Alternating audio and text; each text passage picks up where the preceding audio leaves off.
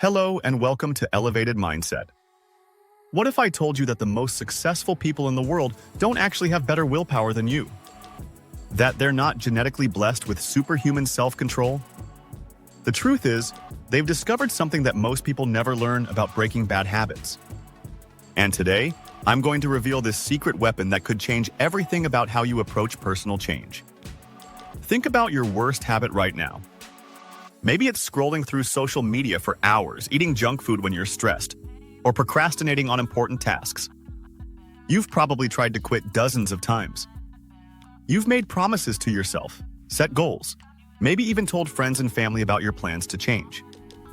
But here you are, still stuck in the same cycle. Here's what's really happening in your brain when you try to break a habit using pure willpower. Your prefrontal cortex, the part responsible for decision-making and self-control, is literally fighting against your basal ganglia, where habits are stored. It's like trying to arm wrestle someone twice your size while running a marathon. You might win a few rounds, but eventually, you're going to get exhausted and lose. This is why most people fail when trying to break bad habits. They're using the wrong strategy entirely. They're trying to fight fire with fire instead of removing the oxygen that feeds the flame. But what if there was a different approach? What if instead of trying to eliminate the habit, you could hijack the very system that created it? The secret weapon I'm talking about is called habit stacking, but not the way most people teach it. Traditional habit stacking focuses on building good habits by attaching them to existing ones. That's useful. But what I'm about to show you is the reverse engineering version that specifically targets bad habits for elimination. Let me tell you about Sarah, a marketing executive who came to me completely frustrated. She'd been trying to quit her afternoon energy drink habit for 2 years. Every day around 3 p.m., she'd feel that familiar energy crash and automatically walk to the vending machine. She'd tried everything: willpower, removing money from her wallet, even asking coworkers to stop her. Nothing worked. But when we applied this secret weapon, something incredible happened. Instead of trying to stop the behavior, we identified the exact trigger, that 3 p.m. energy crash, and created a competing ritual. The moment she felt tired, she would immediately do 10 jumping jacks at her desk, drink a full glass of water, and then take 3 deep breaths. This took less than 2 minutes but completely disrupted the automatic pathway to the vending machine. Within 3 weeks, the energy drink habit was completely gone. But here's the fascinating part. She didn't use any willpower to make this change. The jumping jacks, water, and breathing became just as automatic as the energy drink habit had been, except this new routine actually gave her more sustained energy. This is the power of what I call tactical habit replacement. You're not fighting your brain's natural tendency to automate behaviors. Instead, you're giving it a better option that satisfies the same underlying need. Your brain doesn't care which habit it runs, as long as it gets to run something automatically. But there's more to this secret weapon. The second component is what neuroscientists call environmental design. Most people try to change their habits while leaving their environment exactly the same. This is like trying to eat healthy while keeping ice cream in the freezer and cookies on the counter. Let me share another story about Marcus, who struggled with late-night phone scrolling. Every night, he'd tell himself he was going to read before bed instead of looking at his phone. But his phone was right there on the nightstand, and after a long day, his tired brain would automatically reach for the easier option. The breakthrough came when we redesigned his environment. His phone now charges in the kitchen overnight, not the bedroom. On his nightstand, we placed a book that was already opened to a bookmarked page, reading glasses, an Asmol lamp that created perfect reading light. We removed every barrier to reading and added barriers to phone usage. The result?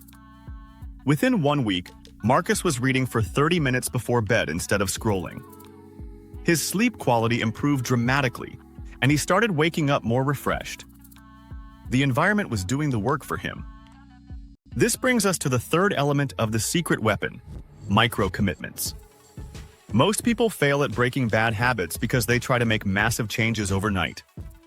They go from smoking a pack a day to 0 cigarettes, from hours of social media to complete digital detox, from eating fast food every day to strict meal prep.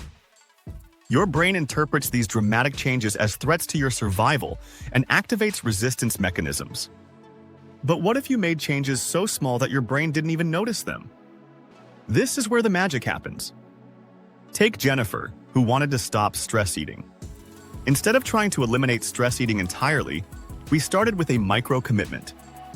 Every time she felt the urge to stress eat, she would wait exactly 2 minutes before acting on it. That's it. She was still allowed to stress eat after those 2 minutes if she wanted to. This tiny delay created space between the trigger and the response. During those 2 minutes, Jennifer started noticing what she was actually feeling. Sometimes she was thirsty, sometimes she was bored, sometimes she genuinely needed comfort. Gradually, she began addressing these underlying needs directly instead of covering them up with food. The beautiful thing about micro-commitments is that they build confidence and momentum. Each small success proves to your brain that change is possible, making the next step easier. Jennifer eventually extended her waiting period and developed healthy coping strategies, but it all started with those simple 2-minute pauses. Now, here's where most people get stuck. They learn about these techniques but never actually implement them properly. They try to use the secret weapon without understanding the psychology behind why it works. Let me give you the implementation formula that makes all the difference. First, identify your habit's true trigger. Most people think they know what triggers their bad habits, but they're usually wrong. The real trigger isn't the surface-level event, it's the emotion or need underneath. Spend 1 week simply observing your habit without trying to change it. Write down what you were feeling, thinking, or experiencing right before the habit occurred.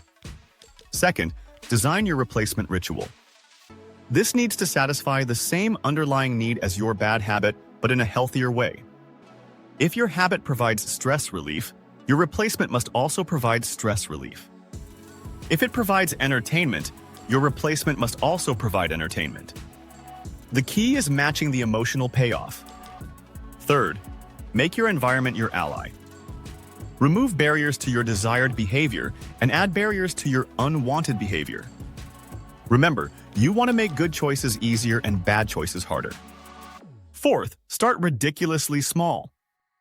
Your micro-commitment should be so easy that it feels almost silly not to do it. The goal is consistency, not intensity. You're rewiring neural pathways, and that happens through repetition, not through heroic effort. Fifth, track your implementation, not your results. Don't focus on how quickly the bad habit disappears. Instead, celebrate each time you successfully execute your replacement ritual or honor your micro-commitment. This keeps you motivated during the rewiring process. The secret weapon for breaking bad habits isn't about having more discipline or willpower. It's about understanding how habits actually work and using that knowledge to your advantage.